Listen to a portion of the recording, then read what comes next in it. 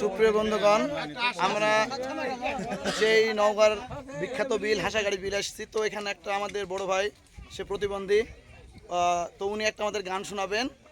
তো আসলে গানটা আপনাদের ভালো লাগুক বা না লাগুক, আপনারা সবাই গানটা শেয়ার করবেন, কেন এই শেয়ারে যতটা ইনকাম হবে সবটা ইনার জন্য বরাদ্দ করা হয়েছে। সবাই একটু হাততালি দেবেন। আমার নৌকা